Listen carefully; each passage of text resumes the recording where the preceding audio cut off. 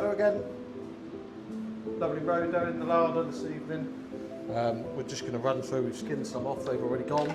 So our process is, this is one of what we call our dirty chillers.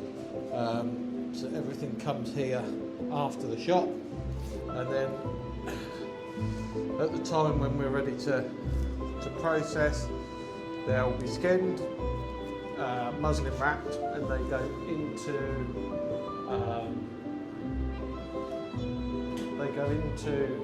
a chilled vehicle, and they're taken to our clean chiller. Wanted to run through today just a quick skinning video. It's not an instructional video. There's enough people telling you what to do on the internet. What I would say is this is how I do it. I'm not saying it's right or wrong. This is how I do it.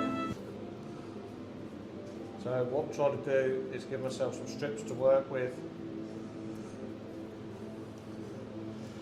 The most important thing is we want to leave those strips on down the side of the belly, so we get those nice tiger stripes, presents a better carcass, and we do that by running up to the Achilles here. It's always easier when you can break it down into a couple of pieces. Now you could take that all the way to the bottom, but what you can use that little flap for is a couple of things. It gives you a good handle for when you're coming over the back, but also it makes for a nice tidy job. So we'll skin these front legs off. Whenever you take the front legs off, just mind that little tendon that runs down the front, because you'll catch that and start stripping the meat away. There's no sort of, take time with it, there's no rush. So you can caught that tendon on that side. So I'll make that up as we go round. So we've done those two cuts here. Do the same on that side. Just put our thumb through here. Join these cuts up. So we're creating our handle to do the back legs and giving us an access point to do the other bits. So that's it for the knife work for a minute. What we're going to do is peel this back through the middle, so I'll nip round the other side. We'll peel this middle back. Just work that away. It says there'll be no more knife work.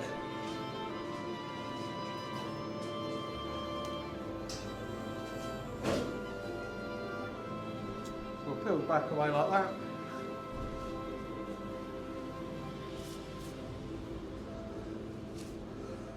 Start to work on these flanks, and that's what we want to keep.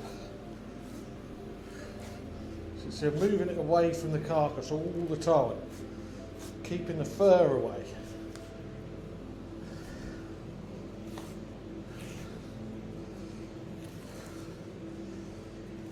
And now we've worked that away from there, look, there's that lovely rose meat. That's the bit you don't want to lose.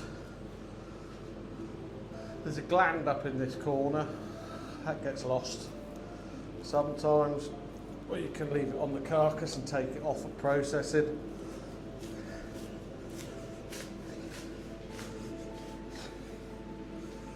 If you work your way along like that,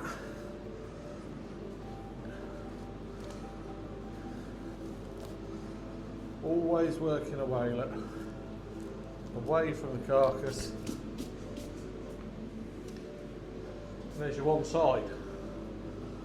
Again, on this side, get in there, we want to retain that flank meat. It presents much better with that retained. I know it takes a minute longer.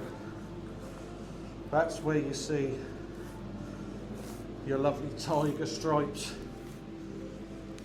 on your carcasses, is when you retain that rose meat.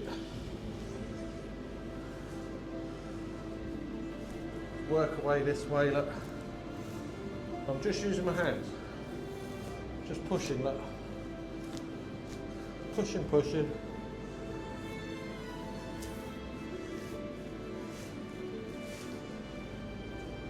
We've got the top. Unfortunately, road here this time of year, as we all know, like to shed. So we can take those strips all the way down now, through the legs. Now, it's a bit where a few people struggle. These little bits, look, the reason I leave them on is they come up over the top. You've got another hole at the back. And there's that leg. So you go on this side, just get hold of that. Use this as a bit of leverage till you get over the top. Keep it nice and straight over the top. It creates a hole there, look. Your finger in that hole. Just watch your haunches on the way down. Keep your knife ready, because that can tear.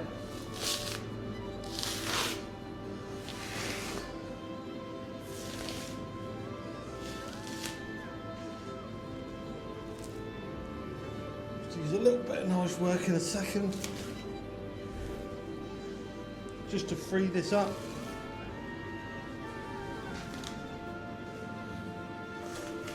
There you go. And there we have it. One skinned roe deer. And what that does give you, as we said, is those beautiful tiger stripes on the back. Look. What a lovely carcass. Look at that. We'll trim this up, tidy that up, take the tail off at butchery, just dried out a little bit there. But there you go. That's how I skin a roe deer.